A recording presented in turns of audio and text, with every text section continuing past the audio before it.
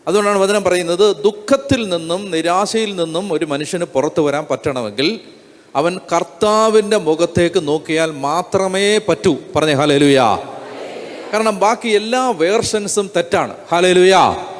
അതായത് മനുഷ്യൻ, ഈ ലോകത്തെ മനുഷ്യൻ ദുഃഖത്തിന് നൽകുന്ന ബാക്കി എല്ലാ വ്യാഖ്യാനങ്ങളും തെറ്റാണ്. ദൈവം തരുന്ന വ്യാഖ്യാനം മാത്രമേ ശരിയായിട്ടുള്ളൂ. അതുകൊണ്ട് നമ്മുടെ ഏത് ദുഃഖത്തിനും ആശ്വാസം കിട്ടണമെങ്കിൽ എവിടെ നോക്കണം?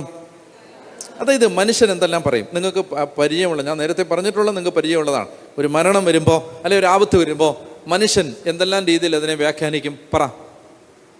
ഒന്നാമത്തേത്, ഞാൻ ചെയ്ത തെറ്റിൻ്റെ ശിക്ഷയാണ്. ഒന്നുകിൽ പറയാൻ പോണ എന്താണ്?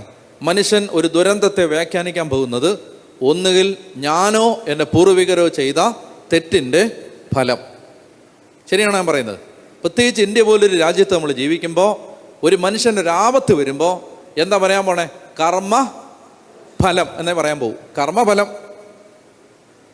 നമ്മളോ നമ്മുടെ പൂർവികരോ ചെയ്ത തെറ്റിൻ്റെ ഫലം. പറഞ്ഞേ ഹല്ലേലൂയ. രണ്ടാമതായിട്ട്, നമ്മുടെ നാട്ടിൽ ജീവിക്കുന്ന ഒരാൾ ഒരു ദുഃഖം വരുമ്പോൾ രണ്ടാമത് പറയാൻ സാധ്യതയുള്ളത്, പറ, വല്ലവരും വല്ല കൂടോത്രം ചെയ്തതായിരിക്കും രണ്ടാമത്തേത്. ശരിയല്ലേ പറയണേ? ഇതെല്ലാം നിങ്ങളിതെല്ലാം കേട്ടിട്ടുള്ളത്. അതുകൊണ്ടാണ് ഞാൻ പറയുന്നത്. വല്ലവരും വല്ല കൂടോത്രവും അല്ല, ആഭിചാരം ചെയ്ത് എൻ്റെ കുടുംബത്തിൽ ഈ ദുരന്തം വരുത്തിയതാണ്, ആഭിചാരം ചെയ്ത് ജീവൻ എടുത്താണ്. ഇങ്ങനെ പറയുന്നവരുണ്ട്. ഇപ്പോഴും അങ്ങനെയൊക്കെ വിശ്വസിക്കുന്ന ആളുകളുമുണ്ട്. മൂന്നാമതായിട്ട് ലോകം പറയാൻ പോകുന്നത് എന്താ? പറ.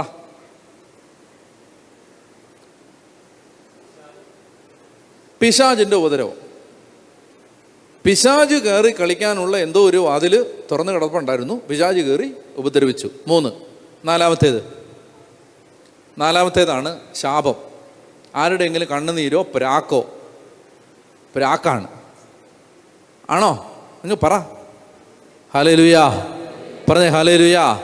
പറഞ്ഞേ ഹല്ലേലൂയ. ഏത് രീതിയിൽ ഈ ദുഃഖത്തെ ലോകം ഇങ്ങനെയൊക്കെ പറഞ്ഞ് കാണാൻ സഹായിച്ചാലും ഞാൻ ചോദിക്കട്ടെ, നിങ്ങൾക്ക് സമാധാനം തരുമോ? ഈ രീതിയിൽ എങ്ങനെ നിങ്ങൾ അതിനെ എടുത്താലും അതൊന്നും നിങ്ങൾക്ക് സമാധാനം തരാൻ പോകുന്നില്ല. നിങ്ങൾക്ക് ആജീവനാന്തം ദുഃഖം മാത്രമേ തരൂ. അതുകൊണ്ടാണ് ഞാൻ പറയുന്നത്, ലോകം തരുന്ന വ്യാഖ്യാനങ്ങൾ തെറ്റാണ്. ജന്മനാ അന്ധനായി ജനിച്ച ഒരുവനെ കൺമുമ്പിൽ നിർത്തിയിട്ട് ശിഷ്യന്മാർ യേശുവിനോട് ചോദിച്ചു, ഇവൻ അന്ധനായി ജനിച്ചത് ഇവൻ്റെയോ ഇവൻ്റെ മാതാപിതാക്കന്മാരുടെയോ പാപനിമിത്തം? ആരുടെ പാപനിമിത്തമാണ്? യേശു പറഞ്ഞു, ഇവൻ്റെയോ ഇവൻ്റെ മാതാപിതാക്കന്മാരുടെയോ പാപനിമിത്തം, മറിച്ച് ദൈവമഹത്വം, ദൈവപ്രവൃത്തി ഇവനിൽ പ്രകടമാകാൻ വേണ്ടിയാണ്. പറഞ്ഞേ ഹല്ലേലൂയ. നമുക്ക് കർത്താവിൻ്റെ മുഖത്ത് നോക്കിയാലേ നമ്മുടെ ജീവിതത്തിൽ നമ്മൾ കടന്നു പോകുന്ന ദുഃഖങ്ങളെ നമുക്ക് മനസ്സിലാക്കാൻ കഴിയൂ.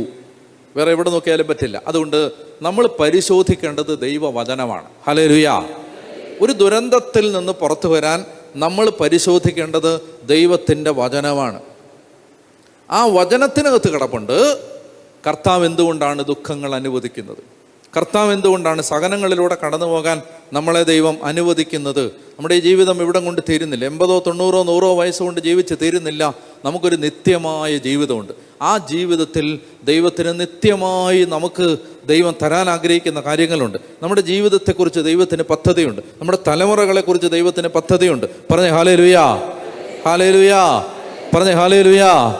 അപ്പോൾ അതുകൊണ്ട് പറയുകയാണ്, 34 സങ്കീർത്തനം പറയുകയാണ്, അവിടുത്തെ മുഖത്തേക്ക് നോക്കിയവർ പ്രകാശിതരായി, അവർ ലജ്ജിതരാവുകയില്ല. വാക്യം 5 വായിക്കാം.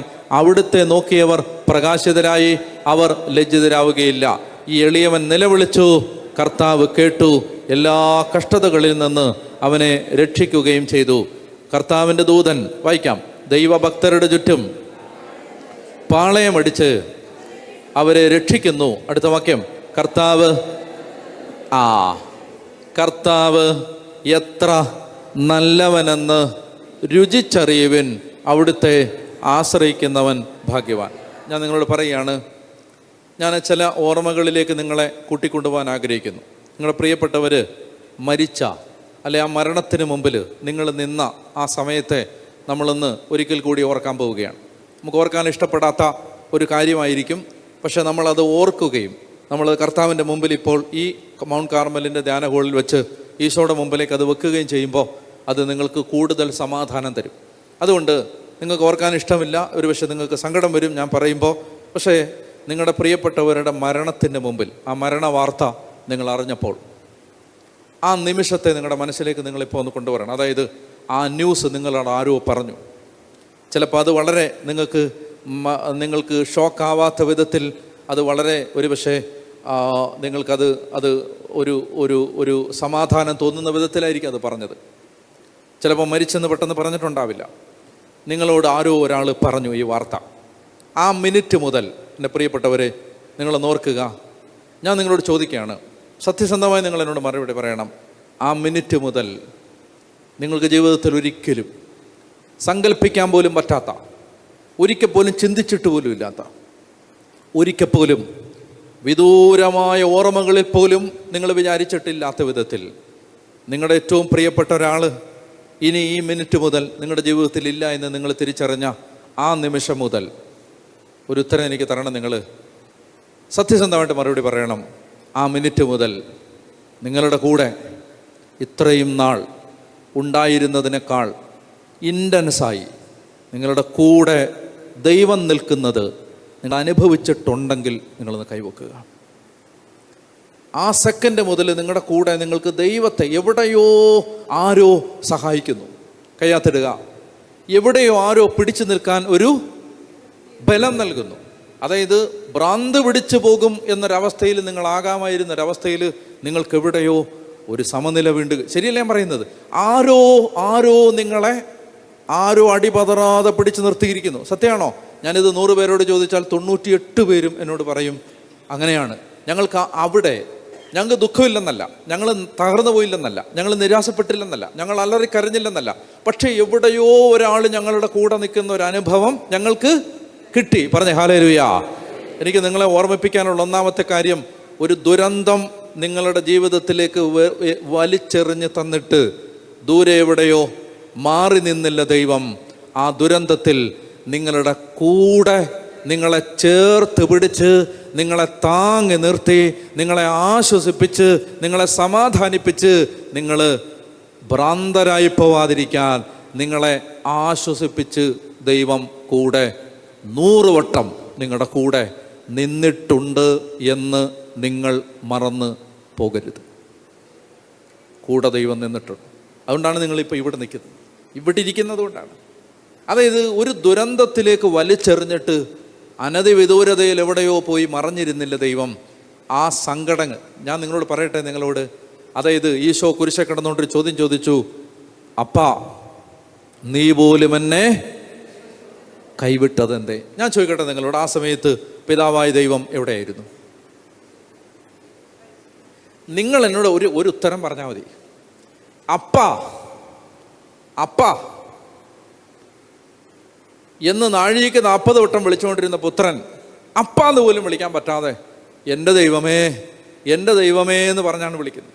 നീ പോലും എന്നെ കൈവിട്ടോ എന്ന് പറഞ്ഞ് കരയുമ്പോൾ എൻ്റെ ചോദ്യം, ഈ അപ്പൻ എവിടായിരുന്നു? പറ, അപ്പൻ എവിടായിരുന്നു? ഞാൻ പറയട്ടെ, അപ്പൻ നിങ്ങൾ വിചാരിക്കുന്നുണ്ടോ നെടുകയും കുറുകയും ചേർത്തടിക്കപ്പെട്ട ഒരു കുരിശിലാണ് ഈശോ കിടന്നതെന്ന്? കുരിശിലല്ല ഈശോ ആണിതറയ്ക്കപ്പെട്ട് കിടന്നത്. അപ്പൻ്റെ വിരിക്കപ്പെട്ട കൈകളിലാണ് ഈശോ കുരിശത്തറച്ച് കിടക്കപ്പെട്ടത്. ഈശോ കുരിശേ കിടന്നത് തടിയിലല്ല, അപ്പൻ്റെ വിരിക്കപ്പെട്ട കയ്യിലാണ്. അതായത് അപ്പാ നീ എന്നെ കൈവിട്ടോ എന്ന് ഈശോ വിളിക്കുമ്പോൾ അപ്പൻ എവിടെയെന്നറിയോ?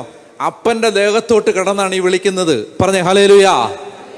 അപ്പം വേറെ എവിടെയും പോയിട്ടില്ല, അപ്പം വേറെ എവിടെയും മാറിപ്പോയിട്ടില്ല. അപ്പൻ കൂടെ നിപ്പുണ്ടായിരുന്നു.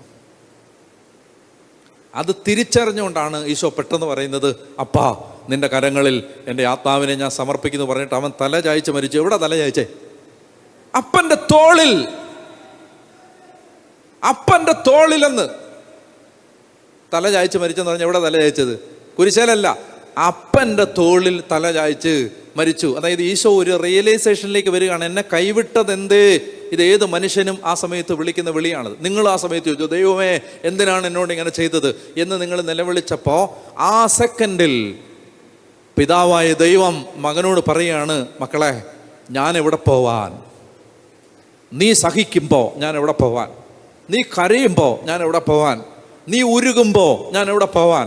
നീ നശിച്ചില്ലാതാവൂന്ന് തോന്നുന്ന ഒരു നിമിഷം ഞാൻ എവിടെ പോവാൻ? ഞാൻ ഇവിടെ അല്ലാതെ വേറെ എവിടെ എന്ന് ദൈവം പിതാവ് പുത്രനോട് പറയുമ്പോൾ പുത്രൻ, അപ്പാ, ഐ ഡിഡ് നോ ദാറ്റ്, ഞാനത് അറിഞ്ഞില്ല, നിന്റെ കരങ്ങളിൽ എൻ്റെ പ്രാണനെ ഞാൻ സമർപ്പിക്കുന്നു. എനിക്ക് പറയാനുള്ളത്, കർത്താവിന് പറയാനുള്ളത്, ഒരു ദുരന്തം തന്നിട്ട് ദൈവം മാറിപ്പോയിട്ടില്ല. മനസ്സിലായോ? ഒന്ന്, മക്കളെ ദൈവം, നമ്മൾ മാനുഷിക ഭാഷയിൽ പറയും, ദൈവമേ നീ എൻ്റെ കൊച്ചിനെ എൻ്റെ കയ്യിൽ നിന്ന്, ആ വാക്ക് നിങ്ങൾ പറ, പിടിച്ചു പറിച്ചില്ലേ, തട്ടിയെടുത്തില്ലേ. ഞാൻ പറയട്ടെ നിങ്ങളോട്, കൂടുതൽ സുരക്ഷിതമായൊരു കയ്യിലേക്ക് മകൻ പോയതാണോ ദൈവം നിങ്ങളോട് ചെയ്ത തെറ്റ്, നമ്മളോട് ചെയ്ത തെറ്റ്? കുറച്ചുകൂടെ നല്ല കയ്യിലേക്ക് ചേർത്ത് വെച്ചതാണോ? അതായത് നിങ്ങളൊന്ന് ആലോചിച്ചേക്ക്, കൊച്ചുങ്ങളെ മാറിയെടുക്കാൻ, നമ്മൾ കുഞ്ഞുങ്ങളെ ഒക്കെ ഈ മാറിയെടുക്കാനേ, ഇപ്പോൾ ഉദാഹരണം പറഞ്ഞാൽ നമ്മൾ ബസ്സിലൊക്കെ യാത്ര ചെയ്യുകയാണെങ്കിൽ ചില ചേച്ചിമാർ കൊച്ചിനെയൊക്കെ എടുത്തുകൊണ്ടിരിക്കുമ്പോൾ നമ്മൾ ഹൃദയമുള്ളവരാണെങ്കിൽ ആ കൊച്ചിനെ പിടിച്ചോളാമെന്ന് പറയുമോ? ഇപ്പം നമ്മൾ എയർപോർട്ടിലൊക്കെ യാത്ര ചെയ്യുന്ന സമയത്ത്, ഞാൻ കഴിഞ്ഞ 2-3 മാസം മുമ്പ് ഓസ്ട്രേലിയയിൽ നിന്ന് തിരിച്ചു വരുമ്പോൾ ഒരു പെങ്കൊച്ച്, പിന്നെ അവളുടെ ഒക്കത്ത് കുഞ്ഞ്, 2-3 ലഗേജ്, അവൾക്കൊന്നും ചെയ്യാൻ പറ്റുന്നില്ല.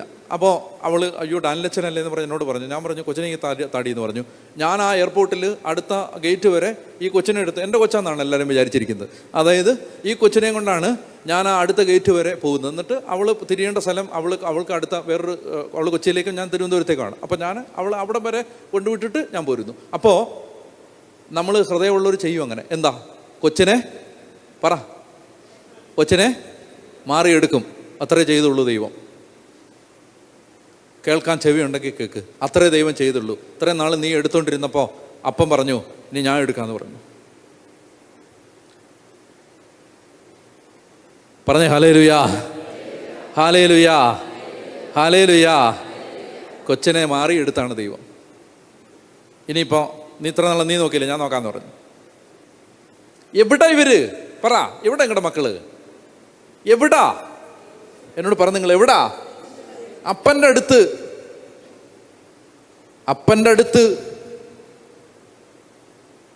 പറഞ്ഞ ഹല്ലേലൂയാ.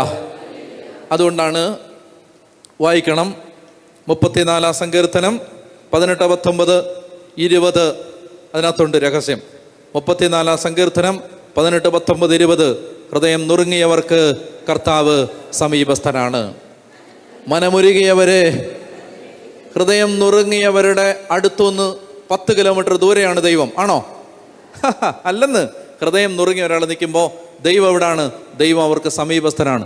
മനമുരുകിയവരെ അവിടുന്ന് രക്ഷിക്കുന്നു. നീതിമാന്റെ ക്ലേശങ്ങൾ അസംഖ്യമാണ്, അവയിൽ നിന്നെല്ലാം കർത്താവ് അവനെ മോചിപ്പിക്കുന്നു. അവൻ്റെ അസ്ഥികളെ കർത്താവ് കാത്തു സൂക്ഷിക്കുന്നു, അവയിൽ ഒന്നുപോലും തകർക്കപ്പെടുകയില്ല. ഹല്ലേലൂയാ. അതായത് നമ്മുടെ കുഞ്ഞുങ്ങൾ, നിങ്ങളിൽ ഒരുപാട് പേര് എന്നോട് പറഞ്ഞിട്ടുണ്ട്, എൻ്റെ കുഞ്ഞ് വളരെ നല്ല കുഞ്ഞായിരുന്നു. പറഞ്ഞിട്ടില്ലേ? വളരെ നല്ല കുട്ടിയായിരുന്നു, കുടുംബത്തിൽ ഏറ്റവും സ്നേഹമുള്ള കുട്ടി, മക്കളുടെ കൂട്ടത്തിൽ ഏറ്റവും സ്നേഹമുള്ള കുഞ്ഞായിരുന്നു. പറഞ്ഞിട്ടില്ലേ? നീതിമാന്റെ അസ്ഥികളെ കർത്താവ് കാത്തു സൂക്ഷിക്കും, അവയിലൊന്നുപോലും തകർക്കപ്പെടുകയില്ല. അതിനെക്കുറിച്ച് കൂടുതൽ വെളിപ്പെടുത്തലുകൾ കിട്ടുന്നത് ജ്ഞാനത്തിൻ്റെ പുസ്തകം 3-ാമത്തെ അധ്യായത്തിലാണ്. ജ്ഞാനത്തിൻ്റെ പുസ്തകം 3-ാമത്തെ അധ്യായം.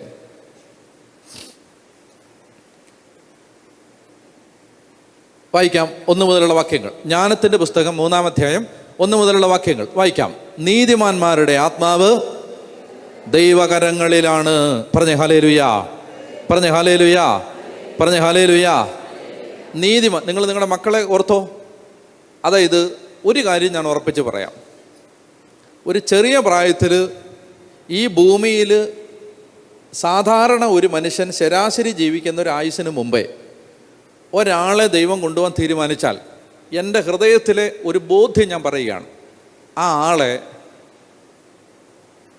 ആള് അയാളുടെ ശുദ്ധീകരണം പൂർത്തിയാക്കി എന്ന് തോന്നാതെ ദൈവം കൊണ്ടുപോകാനിടയില്ല.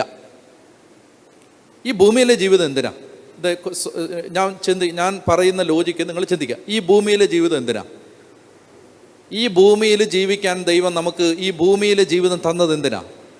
പറ. നിങ്ങൾ എപ്പോഴും ചിന്തിച്ചോ, നമ്മൾ ഈ ഭൂമി ജീവിക്കുന്നത് എന്തിനാ? ഇപ്പം നിങ്ങൾ ആലോചിച്ച് നോക്കിയേ, ഇപ്പം ഈ മൗണ്ട് കാർമൽ ധ്യാന കേന്ദ്രം, ഈ ധ്യാന കേന്ദ്രത്തിൽ ഇപ്പം ഞാനൊരു 20 കൊല്ലം വേണ്ട, ഞാനൊരു 5 കൊല്ലം കഴിഞ്ഞ് മരിക്കുമെന്ന് വെച്ചോ. അപ്പോൾ ഈ 5 കൊല്ലം കഴിഞ്ഞാൽ പിന്നെ എനിക്ക് മൗണ്ട് കാർമൽ ധ്യാന കേന്ദ്രം ഉണ്ടോ? ഇല്ല. ശുഷ്കമായൊരു ആയുസ്സല്ലേ ഉള്ളൂ. നമ്മൾ നേടുന്നതും നമ്മൾ സ്വന്തമാക്കുന്നതും ചെയ്യുന്ന എല്ലാത്തിനും പരിമിതി, ഒരു വളരെ ചുരുങ്ങിയ ഒരു ആയുസ് മാത്രമല്ലേ ഉള്ളൂ. അപ്പോൾ ഈ ആയുസ് അങ്ങനെയുള്ള, അപ്പോൾ എന്തിനാണ് അങ്ങനെയാണെങ്കിൽ ഈ ഭൂമിയിൽ ജീവിക്കാൻ ദൈവം നമുക്കൊരു ആയുസ് തന്നത്? ഈ ഭൂമിയിൽ ജീവിക്കാൻ ദൈവം നമുക്ക് എന്തിനാണ് ഒരു ആയുസ് തന്നത്? എന്താണ് അതിൻ്റെ ഉദ്ദേശം? നമുക്ക് എന്ത് അതായത് കുറച്ച് കാലം ഇങ്ങനെ എന്തായാലും ഈ ഭൂമിയിലല്ലല്ലോ എന്നും ജീവിക്കാൻ പോകുന്നത്, ആണോ? ഈ ഭൂമിയിലല്ല. എന്നാൽ കുറച്ച് നാൾ നമുക്ക് ഈ ഭൂമിയിൽ ദൈവം ജീവിക്കാൻ ഒരു ആയുസ് തന്നത് എന്തിനായിരിക്കും? എന്തിനാ? ഒറ്റ കാര്യമുള്ളൂ. എന്തിനെന്നറിയാമോ? നിത്യതയിൽ പോകാൻ വേണ്ടിയുള്ള പരിപാടികൾ ചെയ്യാൻ. ഞാൻ പറഞ്ഞ മനസ്സിലായോ? അവിടെ പോകാൻ വേണ്ടിയുള്ള ഒരുക്കങ്ങൾ നടത്താൻ, നിത്യതയ്ക്ക് ആമുഖം എഴുതാനുള്ള ജീവിതമാണിത്. നിത്യമായൊരു ജീവിതത്തിന് വേണ്ടതെല്ലാം ക്രമീകരിക്കാനാണ് ഈ ഭൂമിയിലെ ജീവിതം ദൈവം തന്നിരിക്കുന്നത്. അപ്പോൾ ഈ ഭൂമിയിലെ ജീവിതത്തിന് അതിൻ്റേതായ വിലയൊന്നുമില്ല. എന്തിനാ? നിത്യത സ്വർഗത്തിൽ പോകാനും നിത്യമായ ദൈവത്തോടു കൂടെ ആയിരിക്കാനുമുള്ള ഒരു പരീക്ഷണ കാലമാണ് ഈ ഭൂമിയിലെ ജീവിതം. ആണോ? ആണ്. അതായത് ഇതൊരു പരീക്ഷ, ഇതൊരു ടെസ്റ്റ് പേപ്പറാണ് ഈ ജീവിതം. ഇത് കഴിഞ്ഞിട്ട് ദൈവം എന്ത് ചെയ്തു? അവിടെ ഈ പരീക്ഷ എഴുതി പാസ്സാവുന്നതാണ് നിത്യജീവിതം. ശരിക്കുള്ള ജീവിതം ഏതാ? അല്ലേ? പഠനമാണോ ഒരു മനുഷ്യൻ്റെ ശരിക്കുള്ള ജീവിതം? പഠനം കഴിഞ്ഞ് കിട്ടുന്ന ജോലിയല്ലേ? അല്ലേ? പഠനമാണോ സമ്മാനം? അല്ലല്ലോ. പഠനം കഴിഞ്ഞ് കിട്ടുന്ന ജോലിയല്ലേ സമ്മാനം? എന്ന് പറഞ്ഞ പോലെ ഈ ഭൂമിയിലെ ജീവിതം എന്ന് പറയുന്നത് ദൈവം നമുക്ക് തരുന്ന ഒരു പരീക്ഷണ കാലമാണിത്. എന്ന് പറഞ്ഞാൽ ഒരു പരീക്ഷ എഴുതുന്ന കാലം. അപ്പോൾ ഈ ഭൂമിയിൽ ദൈവം ഒരു ശരാശരി ഒരു മനുഷ്യന് തന്നിരിക്കുന്ന ആയുസ് അത്രയും ജീവിക്കാതെ ഒരു മനുഷ്യനെ ദൈവം നേരത്തെ കൊണ്ടുപോയാൽ, സാമാന്യ യുക്തി വെച്ച് ഞാൻ ചിന്തിക്കുകയാണ്, അയാളുടെ ശുദ്ധീകരണ കാലം പൂർത്തിയായത് എന്ന് ദൈവത്തിന്. അതുകൊണ്ടാണ് ഈ സാധാരണ നമ്മുടെ നാടൻ ഭാഷയിൽ പറയുന്നൊരു വാചകമുണ്ട്, നല്ലവരെ ദൈവം നേരത്തെ വിളിക്കുമെന്ന്. നിങ്ങൾ കേട്ടിട്ടുണ്ടോ? നമ്മളൊക്കെ മരിക്കാത്ത എന്തുകൊണ്ടാണെന്ന് നിങ്ങൾക്ക് മനസ്സിലായോ? നമ്മളൊക്കെ മരിക്കാത്തത് എന്തുകൊണ്ടാണെന്നും ചിലർ നേരത്തെ മരിച്ചെന്താണെന്ന് നിങ്ങൾക്ക് മനസ്സിലായോ? അതായത് നല്ലവരെ ദൈവം നേരത്തെ. അപ്പോൾ അങ്ങനെയാണെങ്കിൽ ഈ ഭൂമിയിൽ എന്തിനാ ദൈവം കുറച്ചു നാളുകൂടെ തരുന്നേ? കുറച്ചുകൂടെ ഒരുങ്ങാനുണ്ട്. അപ്പം നേരത്തെ ഒരാൾ പോയാൽ അതിൻ്റെ അർത്ഥം അയാൾ ഒരുങ്ങിന്ന് ദൈവത്തിന് ഉറപ്പ് വന്നോണ്ടാണ്. പറഞ്ഞേ ഹല്ലേലൂയ. ഞാൻ പറയുന്നത് മനസ്സിലാകുന്നു. ഒരുങ്ങിന്ന് ഇത്ര ഒരുക്കം മതി ഇയാൾക്കെന്ന് ദൈവത്തിന് ഉറപ്പുണ്ടായതുകൊണ്ടാണ്. അതുകൊണ്ടാണ് പറയുന്നത് നീതിമാന്മാരുടെ ആത്മാവ് ദൈവകരങ്ങളിലാണ്. പറഞ്ഞേ ഹല്ലേലൂയ.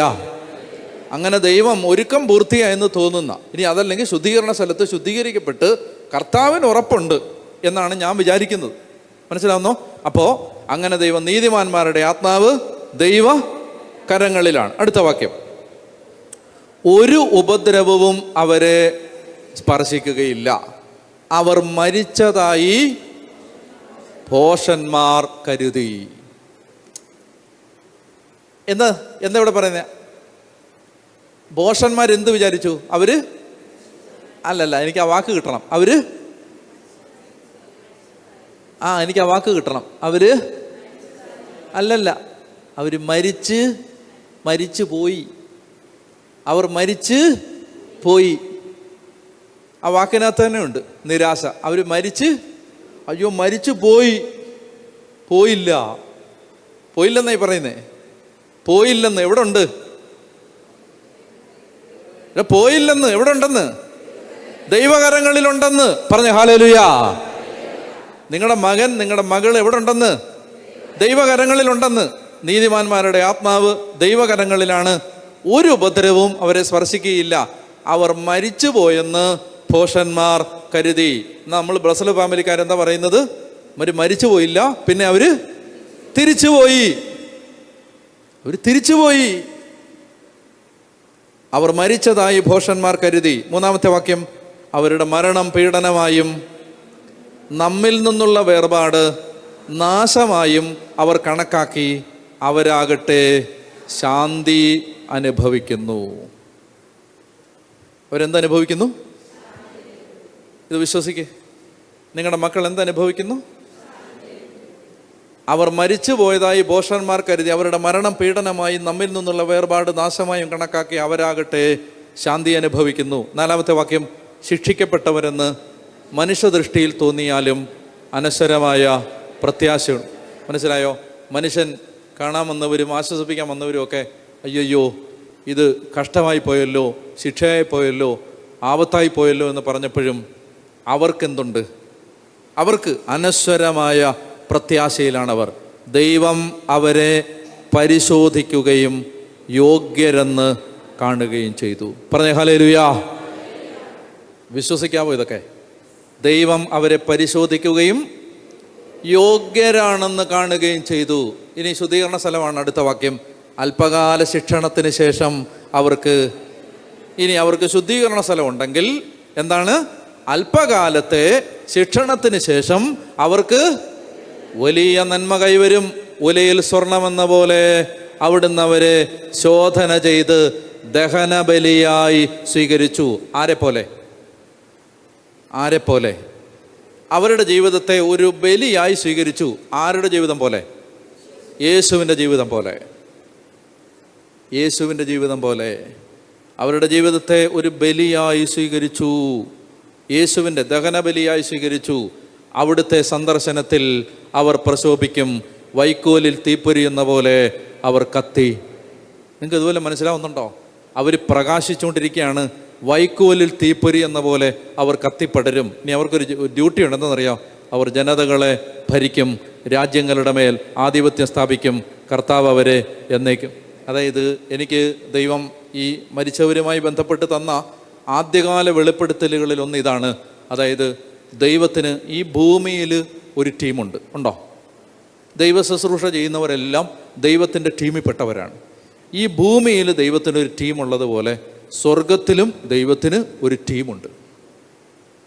ആ ടീമിൽ ദൈവം ഓരോ ദിവസവും യോഗ്യരെന്ന് കാണുന്നവരെ കൂട്ടിച്ചേർത്തുകൊണ്ടിരിക്കുമ്പോൾ നിങ്ങളുടെ കുടുംബത്തിൽ ഒരാളെ യോഗ്യയായിട്ട് കണ്ടു. ദൈവത്തിൻ്റെ ടീമിൽ അവർ ജനതകളുടെ വീണ്ടെടുപ്പിന് വേണ്ടി അധ്വാനിച്ചു കൊണ്ടിരിക്കുകയാണ് എന്നത് നിങ്ങൾക്ക് സന്തോഷം തരണം. നിങ്ങളെ അത് ആശ്വസിപ്പിക്കണം. അതായത് എൻ്റെ മകൻ, എൻ്റെ മകള് ആരുടെ കൂടെ, ആരുടെ ടീമിൽ? പറഞ്ഞേ ഹല്ലേലൂയ. കൊച്ചുത്രേസ്യ പുണ്യവതി മരിക്കാൻ കിടക്കുമ്പോൾ ഒരു വലിയ കന്യാസ്ത്രീ പറഞ്ഞു, ഇനി നിനക്ക് അവിടെ പോയി കിടന്നിട്ട് വിശ്രമിക്കാമല്ലോ എന്ന് പറഞ്ഞു. സ്വർഗത്തിൽ ചെല്ലുമ്പോൾ കൊച്ചുത്രേസ്യ പറഞ്ഞു, വിശ്രമിക്കാനോ? ഇവിടെ ചെയ്തതിൻ്റെ 10,000 മടങ്ങ് എനിക്ക് അവിടെ ചെന്നിട്ട് ചെയ്യാനുണ്ട്. പറഞ്ഞേ ഹല്ലേലൂയ. മനസ്സിലായി? സ്വർഗത്തിലൊരു ടീമുണ്ട്. ആ ടീമിൽ ദൈവം നിങ്ങളുടെ പ്രിയപ്പെട്ടവരെ ചേർത്തിട്ടുണ്ട്. എഴുന്നേറ്റ് നിൽക്കാം. അതുകൊണ്ട് നമ്മൾ ഈ ആലയത്തിലേക്ക് വന്ന് ഇന്ന് നമ്മൾ ദൈവത്തെ ആരാധിക്കുകയും പ്രാർത്ഥിക്കുകയും ചെയ്യുമ്പോൾ, ഒരു അഭിഷേകത്തിന് വേണ്ടി നമ്മൾ ആഗ്രഹിക്കുമ്പോൾ, പ്രിയമക്കളെ, നമ്മൾ ഈ ബോധ്യങ്ങൾ ഹൃദയത്തിൽ വെച്ചുകൊണ്ട് പ്രാർത്ഥിക്കാം. അതായത് എൻ്റെ കർത്താവ് എന്നെ പ്രത്യേകമായിട്ട് ഇന്ന് ഇവിടേക്ക് വിളിച്ചത്, എൻ്റെ കർത്താവ് ഒരിക്കൽ കൂടി, ഈ കാര്യങ്ങളൊക്കെ നമുക്കറിയാവുന്ന കാര്യങ്ങളാണ്, ഒരിക്കൽ കൂടി എൻ്റെ ദൈവം എനിക്ക് ബോധ്യം തരികയാണ്. എൻ്റെ കർത്താവ് എന്നെ ബോധ്യപ്പെടുത്തുകയാണ്. എന്താണ്? എൻ്റെ മക്കൾ ദൈവത്തിൻ്റെ കരങ്ങളിലാണ്. അവരെ ദൈവം ഉപേക്ഷിച്ചിട്ടില്ല. അവരെ ഉപേക്ഷിച്ചെന്ന് ലോകം വിചാരിച്ചു.